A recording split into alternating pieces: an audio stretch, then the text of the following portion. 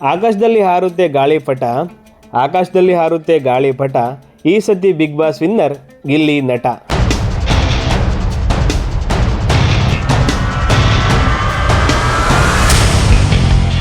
ನಮಸ್ಕಾರ ಸ್ನೇಹಿತರೆ, big boss 12ನೇ ಸೀಸನ್ನ ಅಂತಿಮ ಘಟ್ಟಕ್ಕೆ ತಲುಪಿದ್ದೀವಿ.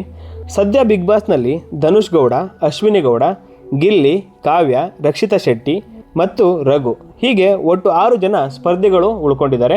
ಈ 6 ಜನರಲ್ಲಿ ಗೆಲ್ಲೋದ್ಯಾರು, ರನ್ನರ್ ಅಪ್ ಆಗೋದ್ಯಾರು, ಖಾಲಿ ಕೈಲಿ ಮನೆಗೆ ಹೋಗೋರು ಯಾರು ಅನ್ನೋ ಕುತೂಹಲ ಎಲ್ಲರಲ್ಲೂ ಇದೆ.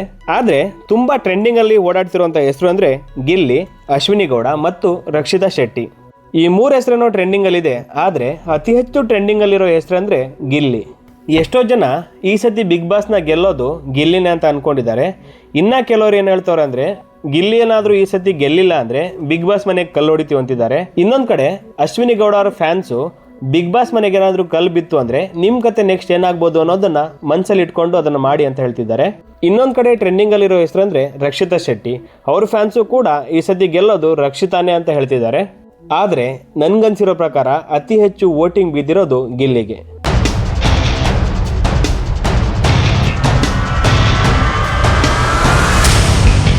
ಗಲ್ಲಿಯಿಂದ ದಿಲ್ಲಿವರೆಗೂ ಹೋಗಿ ಕೇಳಿದ್ರು ಹೇಳೋ ಒಂದೇ ಒಂದು ಹೆಸರಂದ್ರೆ ಅದು ಗಿಲ್ಲಿ. ಇಷ್ಟೊಂದು ಕಾಂಪಿಟೇಷನ್ ಮಧ್ಯೆ ಗಿಲ್ಲಿ ಫ್ಯಾನ್ಸ್ ಹೇಳ್ತಿರೋ ಡೈಲಾಗ್ಗಳು ಎಂತೆಂಥವು ಅಂದರೆ, ಲೇ ಬುಲ್ಲಿ, ಈ ಸಲ ಬಿಗ್ ಬಾಸ್ ವಿನ್ನರ್ ಗಿಲ್ಲಿ. ಆಕಾಶದಲ್ಲಿ ಹಾರುತ್ತೆ ಗಾಳಿಪಟ, ಆಕಾಶದಲ್ಲಿ ಹಾರುತ್ತೆ ಗಾಳಿಪಟ, ಈ ಸತಿ ಬಿಗ್ ಬಾಸ್ ವಿನ್ನರ್ ಗಿಲ್ಲಿ ನಟ. ಅಶ್ವಿನಿ ಗೆಲ್ಲೋದು ಎಲ್ಲಿ, ಅಶ್ವಿನಿ ಗೆಲ್ಲೋದು ಎಲ್ಲಿ, ಈ ಸಲ ಬಿಗ್ ಬಾಸ್ ವಿನ್ನರ್ ಗಿಲ್ಲಿ. ಸ್ನೇಹಿತರೆ, ಈ ಬಿಗ್ ಬಾಸ್ ಅನ್ನೋದು ಕೇವಲ ಒಂದು ರಿಯಾಲಿಟಿ ಶೋ ಮಾತ್ರವಲ್ಲ, ಬದುಕನ್ನು ಕಲಿಸಿಕೊಡುವ, ಬದುಕನ್ನು ಕಟ್ಟಿಕೊಡುವ ಒಂದು ಶೋ. ಇಡೀ ಸೀಸನ್ನಲ್ಲಿ ಎಷ್ಟೇ ಜಗಳ ಆಡಿದ್ರು, ಎಷ್ಟೇ ಕಿತ್ತಾಡ್ಕೊಂಡಿದ್ರು ಈ ಬಿಗ್ ಬಾಸ್ ಮನೆಯಿಂದ ಹೊರಗಡೆ ಹೋಗಬೇಕಾದ್ರೆ ಈ ಸ್ಪರ್ಧಾರ್ಥಿಗಳು ಏನಾದರೂ ಜೀವನದ ಪಾಠನ ಕಲ್ತ್ಕೊಂಡೇ ಹೋಗ್ತಾರೆ. ಈ ಬಿಗ್ ಬಾಸ್ನಲ್ಲಿ ಎಲ್ರದ್ದು ನೋವಿನ ಕತೆಗಳಿದೆ, ಆದರೆ ತುಂಬ ನೋವಾಗುವಂಥ ಕತೆ ಅಂದರೆ ಗಿಲ್ಲಿಯವ್ರದ್ದು.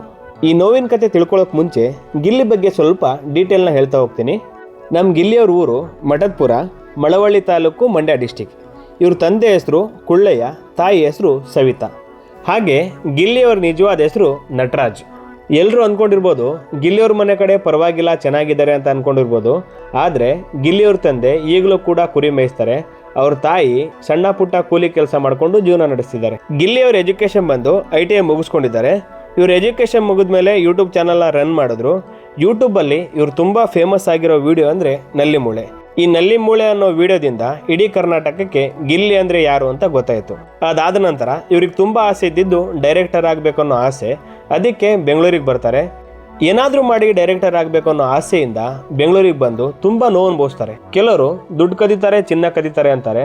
ಆದರೆ ಗಿಲ್ಲಿಯವರೇ ಹೇಳ್ಕೊಂಡಿರೋ ಪ್ರಕಾರ ನಾವು ಅನ್ನನ ಕದ್ದಿ ತಿಂದಿದ್ದೀವಿ ಅಂತ ಹೇಳ್ಕೊಂಡಿದ್ದಾರೆ. ಬಿಗ್ ಬಾಸ್ನಲ್ಲಿರೋ ಸಿಂಗಲ್ ಸಿಂಹ, ಒನ್ ಮ್ಯಾನ್ ಆರ್ಮಿ ಅಂದರೆ ಅದು ಗಿಲ್ಲಿ. ಎಲ್ಲರಲ್ಲೂ ಬಡವ್ರ ಮಕ್ಕಳು ಬೆಳಿಬೇಕು, ಬಡವ್ರ ಮಕ್ಕಳು ಗೆಲ್ಲಬೇಕು ಅನ್ನೋದು ವಾಡಿಕೆ ಆಗಿತ್ತು. ಆದರೆ ಗಿಲ್ಲಿ ನೋಡಿದ ಮೇಲೆ ಬಡವ್ರ ಮಕ್ಕಳು ಗೆಲ್ತಾರೆ, ಬಡವ್ರ ಮಕ್ಕಳು ಬೆಳಿತಾರೆ ಅನ್ನೋದು ನಂಬಿಕೆ ಆಗಿದೆ. ಸ್ನೇಹಿತರೆ, ಇದುವರೆಗೂ ನೀವು ಬಿಗ್ ಬಾಸ್ನ ಪೂರ್ತಿಯಾಗಿ ನೋಡಿದರೆ ನಿಮಗೆ ಯಾರಿಗೆ ಓಟ್ ಹಾಕಬೇಕು ಅನಿಸುತ್ತೆ ಅವ್ರಿಗೆ ಮಾತ್ರ ಓಟ್ ಹಾಕಿ. ಯಾರೋ ಹೇಳಿದ್ರು ಅಂತ ಇನ್ಯಾರಿಗೋ ಓಟ್ ಹಾಕೋಕ್ಕೆ ಹೋದರೆ ಅಲ್ಲಿ ನಿಜವಾಗ್ಲೂ ಆಟ ಆಡಿರೋರಿಗೆ ಅನ್ಯಾಯ ಆದಂಗೆ ಆಗುತ್ತೆ. ಹಾಗಾಗಿ ನಿಮ್ಮ ಮನಸ್ಸಲ್ಲಿ ಯಾರಿಗೆ ಓಟ್ ಮಾಡಬೇಕು ಅನಿಸುತ್ತೋ ಅವ್ರಿಗೆ ಮಾತ್ರ ಓಟ್ ಮಾಡಿ. ಮತ್ತು ನಿಮಗೆ ವೋಟ್ ಮಾಡೋಕ್ಕೆ ಟೈಮ್ ಇರೋದು ಭಾನುವಾರ ಬೆಳಿಗ್ಗೆ 10 ಗಂಟೆವರೆಗೂ ಮಾತ್ರ. 10 ಗಂಟೆ ಮೇಲೆ ನೀವು ವೋಟಿಂಗ್ ಮಾಡಿದ್ರೂ ಅದು ತಗೊಳ್ಳಲ್ಲ. ಕೆಲವರಿಗೆ ನಾನು ಎಲ್ಲಿ ವೋಟ್ ಮಾಡಬೇಕಂತ ಇನ್ನೂ ಗೊತ್ತಿರಲ್ಲ. ಜಿಯೋ ಹಾಟ್ಸ್ಟಾರಲ್ಲಿ ವೋಟ್ ಮಾಡೋಕ್ಕೆ ಪರ್ಮಿಷನ್ ಇದೆ. ಜಿಯೋ ಹಾಟ್ಸ್ಟಾರಿಗೆ ಹೋಗಿ ವೋಟ್ ಮಾಡಿ. ಹಾಗೆಯೇ ಈ ವಿಡಿಯೋ ಬಗ್ಗೆ ನಿಮ್ಗೇನು ಅನಿಸುತ್ತೆ?